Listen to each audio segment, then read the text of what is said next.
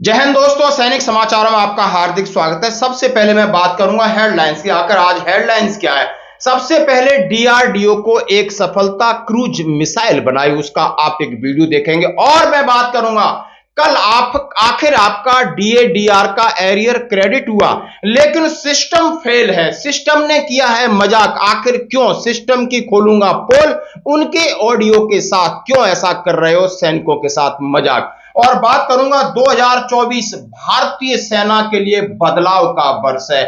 कौन कौन से बदलाव हो गए हो, कौन कौन से बदलाव होने, जरा चौंक जाओगे। और मैं बात करूंगा अपना सीईए क्लेम करें, 7 कौन से डॉक्यूमेंट हैं वो रखें तैयार, उन्हें करना होगा अपलोड। तो खबरें करते विस्तार से। सबसे पहले मैं एक नजारा दिखाता हूं। 3, 2, 1, now. Article taken out.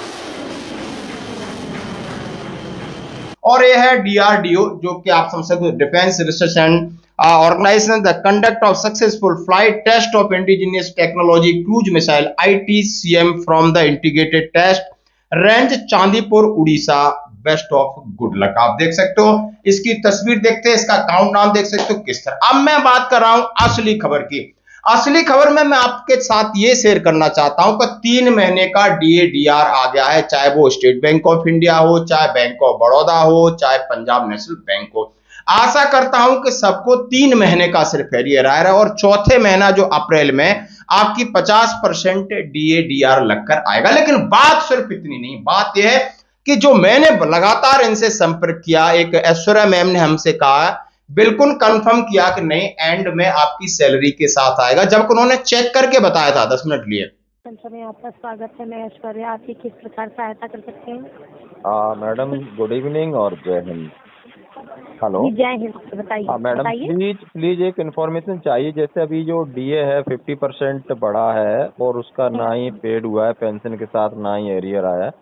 तो प्लीज मैडम, बहुत सारे फौजी हमारे साथ जुड़े हैं, इस बात को जानना चाहते हैं, आपके पास कोई अपडेट है कि जो? हाँ, बिल्कुल अपडेट है।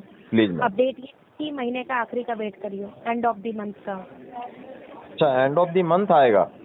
हाँ, मतलब ये अभी परसों मैंने बात की तो उन्होंने बोला 3 दिन लगेंगे, कुछ सॉफ्टवेयर की प्रॉब्लम है, ऐसा तो नहीं है अभी? प्लीज। नहीं, ऐसा कुछ नहीं है सर। हम आपको लेटेस्ट सही अपडेट दे रहे हैं, सही जानकारी दे रहे हैं। ठीक है।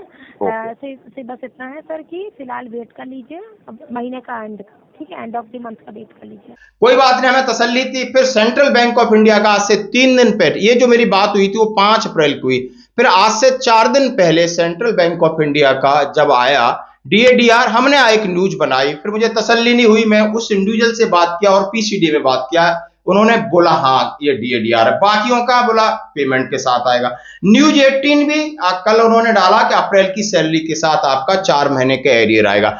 उसके बावजूद एक झटके से कल धड़ाधड़ धड़ाधड़ उन्होंने डीएडीआर आपने डाल दिया। अच्छी बात है, लेकिन ये सस्पेंस क्यों, कंफ्यूजन क्यों क्यों? जो आपके लोग वहां पर बैठे हैं, क्या उनके पास इतनी जानकारी नहीं है?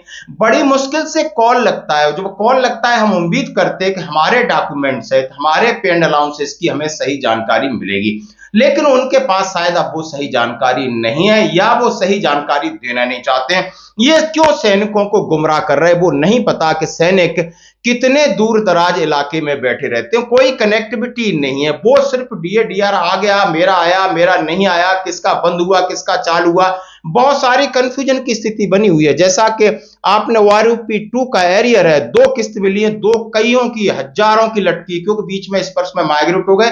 अब स्पर्श कह रहा है आप सीपीपीसी से कांटेक्ट करिए, वहां से आप नॉन पेमेंट सर्टिफिकेट लाइए। क्यों भाई, कोई बनिए की दुकान है जो कम 10 रुपए में सर्टिफिकेट खरीद के लाएंगे? ये प्रोसेस है जिनके साथ सरकार का कोई मैकेनिज्म नहीं है। मैं कह रहा हूं, स्पर्श से आप कितना सहमत हो?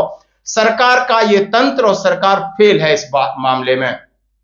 ना ही कोई आप ग्रीवियंस का सही जवाब दे पा रहे हो। दोपहर को एक वीडियो की आपकी पेंशन कम आ रही है, क्यों? ये एक लेटर निकाला है कौन से मिनिस्ट्री ऑफ डिफेंस ने, डीएसडब्ल्यू ने, कि तो क्या कार्रवाई करना है। एक बहुत जबरदस्त लेटर है, दोपहर को आपको वीडियो मिलेगा। और अब मैं बात कर रहा हूं, चलो कोई बात नहीं, आ गई, हम उसका स्वागत करते हैं, लेकिन इससे हमें डर पैदा कर दिया है दोस्तों। तो बढ़ते हैं अगली खबर की तरफ। जैसा कि हमने कहा कि 2024 भारतीय सेना के लिए बदलाव का वर्ष होगा। हेडिंग है डिफेंस। यह साल भारतीय सेनाओं के लिए रहेगा खास। नेवी, आर्मी और एयरफोर्स को मिलेंगे नए चेहरे, डीआरडीओ के भी नए चेहरे।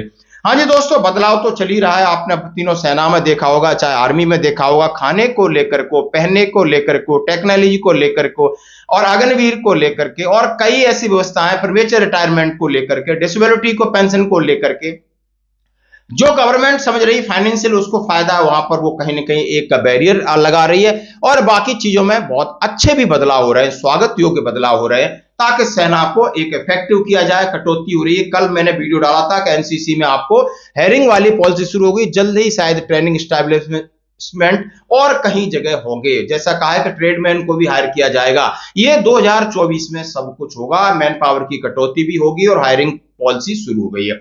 अब इन्होंने किस बदलाव की बात किया, जरा इसके बारे में नहीं डालते। उन्होंने कहा, अब जरा इस न्यूज को हम आपके साथ जरूर शेयर करेंगे। साल 2024 चुनावी साल है, आज से वोटिंग शुरू है। पूरे देश में इन दोनों चुनाव का रंग है। प्रधानमंत्री नरेंद्र मोदी के नेतृत्व वाली केंद्र सरकार जहां तीसरे कार्यकाल के लिए एक बार फिर जनता के बीच है, वहीं अगले 2 महीने देश के रक्षा क्षेत्र के लिए काफी अहम है। इसकी वजह कि शीर्ष सेनाओं समेत बड़े रक्षा प्रतिष्ठान भी नए नेतृत्व की बाह जोट रहे हैं। भारतीय थल सेना, नौसेना, डीआरडीओ और वायुसेना, इनमें जल्द ही बदलाव होगा। बता दें कि General Manoj Pandey, Air Chief Marshal BR Chaudhary, Admiral R Hari Kumar, ये तीनों 61वें एनडीए कोर्स में बैचमेट रह चुके, तीनों साथ साथ, और साथ साथ इनकी विदाई है इसी साल। आने वाले दिनों में भारत को थल सेना, वायुसेना, नौसेना के नए प्रमुख तथा डीआरडीओ ये रक्षा अनुसंधान और विकास संगठन को भी एक नया अध्यक्ष मिलेगा। नौसेना, थल सेना, डीआरडीओ की प्रमुखों की चयन प्रक्रिया शुरू हो गई है। रक्षा सूत्रों का कहना है कि सेनाओं के लिए नेतृत्व परिवर्तन महत्वपूर्ण साबित होगा। 30 अप्रैल को रिटायर्ड हो रहे हैं नौसेना प्रमुख एडमिरल हरि कुमार। पहले तो सबसे पहले ये बात कर रहा हूं कि नेवी चीफ हैं जो रिटायर्ड हो रहे हैं 30 अप्रैल, आज समझ सकते हो, आज से 10 दिन बाद। और कौन होगा वो देख सकते, वाइस एडमिरल हैं दिनेश कुमार त्रिपाठी के नाम को हरी झंडी मिल सकती है। और वाइस एडमिरल दिनेश के त्रिपाठी 4 जनवरी 2024 को नौसेना के उप प्रमुख पद। अब इनकी आप तस्वीर दे सकते हैं। हम इनका स्वागत करते हैं, मुबारकबाद देते हैं, जैसे कि ट्विटर पर इनके लिए बधाइयां और संदेश जारी होने लगे हैं। और ये रीवा रक्षा अकादमी में सैनिक स्कूल में पढ़े हैं। 1985 को भारतीय नौसेना में शामिल हुए। 31 मई को खत्म हो रहा है जनरल पांडे साहब का कार्यकाल। हाँ जी दोस्तों, 31 मई को थल सेना की बात करें तो Chief of Army Staff General Manoj Pandey का कार्यकाल यानी 1 महीने बाद और हो रहा है। जनरल मनोज पांडे ने 30 अप्रैल 2022 को तत्कालीन जनरल मनोज मुकुंद नरवानी की जगह ली थी। और इनमें सबसे ज्यादा, जैसा कि सेना का नियम है, तो जो वरिष्ठतम लेफ्टिनेंट जनरल उपेंद्र द्विवेदी हैं उनके नाम पर लगभग सहमति है। लेफ्टिनेंट जनरल उपेंद्र द्विवेदी 15 फरवरी 2024 को उपसेना प्रमुख नियुक्त किए गए थे। उधमपुर नॉर्दर्न आर्मी कमांडर पर कार्यरत थे। सेना प्रमुख बनने की दौड़ में लेफ्टिनेंट जनरल द्विवेदी साहब का नाम सबसे आगे चल रहा है, लेकिन सूत्रों ने बताया कि कैबिनेट कमेटी में उनके नाम को हरी झंडी मिल गई है, लेकिन सरकार की तरफ से आधिकारिक तौर पर कोई बयान नहीं आया है। अब मैं बात करता हूं, आगे बढ़ते हैं दोस्तों। बिल्कुल हाँ, आपने देखा होगा, अब मैं वायुसेना की और डीआरडीओ की बात करता हूं। डीआरडीओ के जो प्रमुख हैं, अभी उनका नाम लेकर प्रक्रिया चल रही है। डीआरडीओ प्रमुख डॉक्टर समीर बी कामत हैं, उनका 3 साल का कार्यकाल है, सेवानिवृत्त हो रहे हैं। और उनके लिए कई हैं, डॉक्टर बी के दास महानिर्देशक हैं, सुमा वर्गीस महानिदेशक और हैं, उनको मिल सकती है पदवी। प्रधानमंत्री नरेंद्र मोदी ने डीआरडीओ में बदलाव करने की बात कही थी, रक्षा मंत्री ने, और कि जो भी है सितंबर में खत्म होगा वायुसेना के प्रमुख का कार्यकाल। जैसे कभी एयर चीफ मार्शल विवेक राम चौधरी के उत्तराधिकारी का कार्यकाल भी सितंबर 2024 तक है। वायुसेना प्रमुख air Chief marshal RKS Bhadauria के उत्तराधिकारी बने थे विवेक राम चौधरी साहब। 30 सितंबर अब वो रिटायर हुए थे। और अगले होने वाले इसमें एयर मार्शल एपी सिंह ने, जो उनका कईयों का नाम इसमें चल रहा है, वो आगे की बात है, देखा जाएगा कौन बनता है दोस्तों। और आगे बढ़ते हैं अगली खबर की तरफ। जैसा कि हमने आपसे कहा कि आपको 7 डॉक्यूमेंट चाहिए चिल्ड्रन एजुकेशन अलाउंस के लिए। हाँ जी दोस्तों, रिटायर होने के बाद भी आपको सीए, हॉस्टल सब्सिडी सब मिलता है। और इसकी वेबसाइट ओपन हो गई है, एकेडमिक सीजन खत्म हो गया। तो दोस्तों इस काम को करें। डिस्चार्ज बुक आपको चाहिए, जिसमें आपका पर्सनल पार्टिकुलर, सर्विस पार्टिकुलर और फैमिली पार्टिकुलर होता है। और दूसरी बैंक की पासबुक चाहिए। तीसरा आपको आई कार्ड बोथ साइड चाहिए, और children progress certificate, self Aadhaar card both side, self PPO और सेल्फ डिक्लेरेशन, यानी ये 7 डॉक्यूमेंट चाहिए। और आप किसी भी हेल्पलाइन या किसी भी सर्विस सेंटर जो है, जो लोग इस पर काम करते हैं, बहुत सारे लोग ट्रेंड हो गए हैं, नहीं है तो आप हमसे एक दो जो लड़के हमें जानते हैं, मैं उनका नंबर आपको सजेस्ट कर सकता हूं। तो दोस्तों ये थी आज की खबर, बने रहिए हमारे साथ। धन्यवाद, जय हिंद।